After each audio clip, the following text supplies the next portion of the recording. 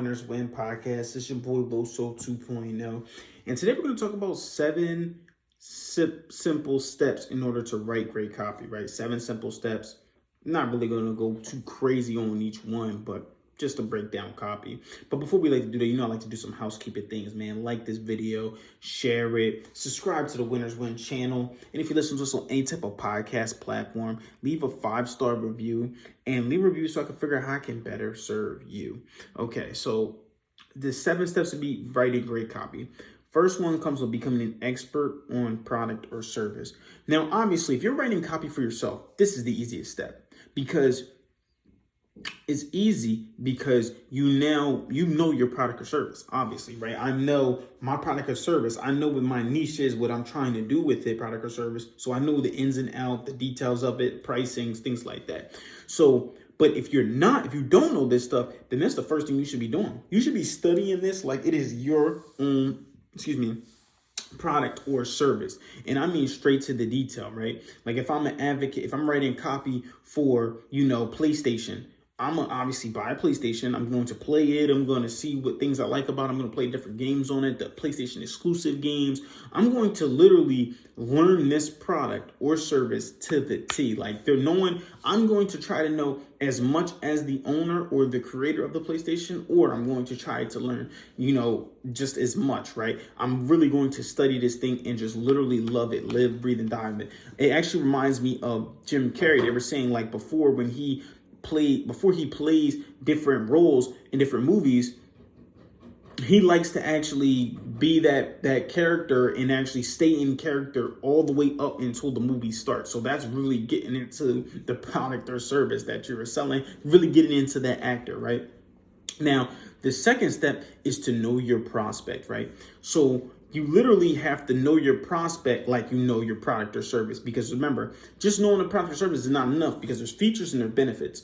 Features are what the product or service do. Benefits are what to do for you. But if what it does for you doesn't even matter, right? So let's think about this, for example. When I like to tell my sales associates, right, when you're selling, ask the questions, right? And I told you guys 4, right? Family, occupation, recreation, travel, entertainment, right? So family, ask the stuff about their families. Like these are like little questions to ask about small talk. Occupation, what do they work? Stuff about their work, what they do for fun, they travel, something. Entertainment, something else completely, right?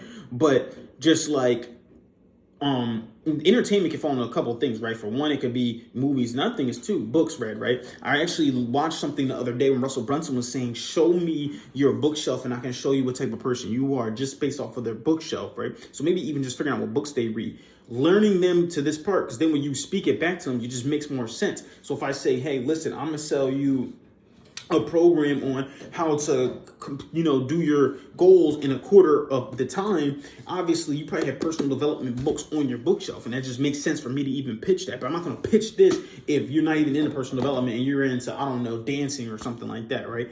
I'm probably going to pitch you some more dancing stuff, right? So literally know your prospect in and out. Third is to write your headline and subline. Now, your headline is going to have your product or service in your, basically what it does for your prospect somewhere probably along those lines, right? So for example, when I'm doing my 2.0 challenges, how to achieve, your goals in a quarter of the time, right? So literally that's just what my headline is. What if I told you can make your goals in a quarter of the time? I actually made one before when I was speaking at another event for my job. And I said, what if I told you that you can make $100 per transaction with minimal effort? Obviously you want to make more money and do less work, right? That's what the mindset is of the people that work at my job. So when you write your headline, you're going to need 1 and 2 because it's going to help you do 3. And then the sub headline too as well. That's when you kind of explain a little bit more in detail though, right? So step 1, become an expert. Step 2, know your prospect. Step 3, write your headline and subline. 4, write the copy. Just go out there and just write it at first, right? Because when you first write, you're really just pouring your emotions out onto the paper. That's all you're doing. You're just pouring your emotions out onto the paper. You're literally just letting them know everything that you feel completely, and you're just letting your ideas actually physically come onto paper, right? So that's really what the 4th step is. You're just physically getting it out of you because right now you have it in you. Just like when you write your goals down, you just have your goals in you. When you physically write that stuff out, you were taking it out you and physically putting it out there. And then it's going to turn these ideas into everything externals from what's internally inside. So the first 4 steps in a writing great, copy or just writing great is just literally becoming an expert in your product or service. Like I said, you have to really master the product or service that you're selling. If you're just writing about your or marketing your own product or service, that should be easy. Second is know your prospect. Literally know about their family situation, know about where they work, possibly a job day situation, what they do for fun, if they travel or anything. What other things do they do, right? What kind of books do they read? What kind of movies do they watch? Show me your bookshelf and I can show you basically your personality pretty much after that. And then after that, write about your headline and sub headline based off of what you learned from 1 and 2. And then 4, really just get your emotions out onto paper and physically get it out there into the surface, because that's all copy is. The first draft, your marketing message really is just your emotion getting straight out onto the paper so you can physically see it right in front of you. So then you can go to the next step, which is editing it.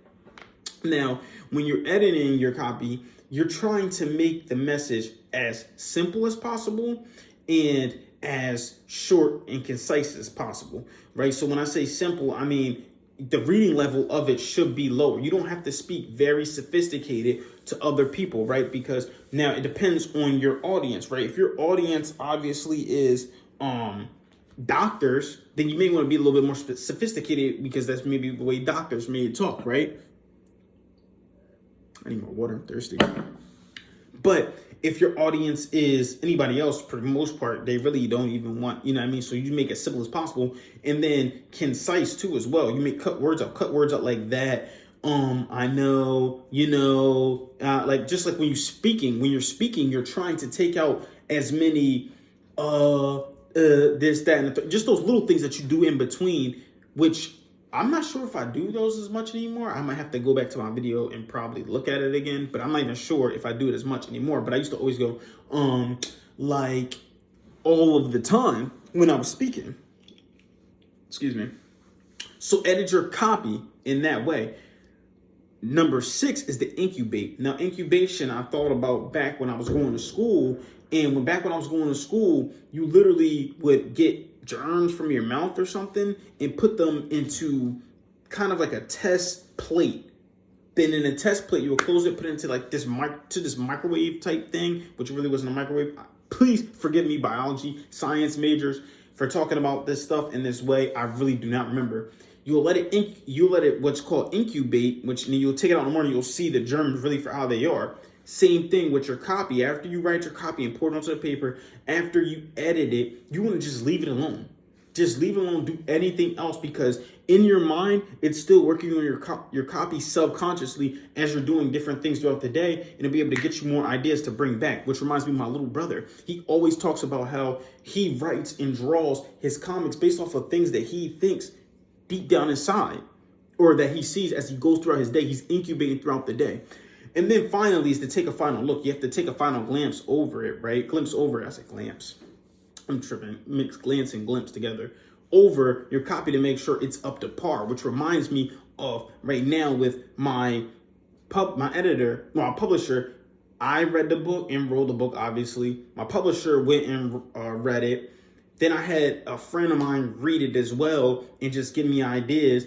Then now she's going to give it to the editor, who's going to now edit and give that final glimpse, which we're going to take a final look and then publish that stuff and get that thing out there. So these are the 7 steps to writing great copy. Now, I want you guys to comment below which step is your favorite step. I want you guys to keep killing the day. Remember, winners win and losers lose, and you pray for success like this. 2.0 out.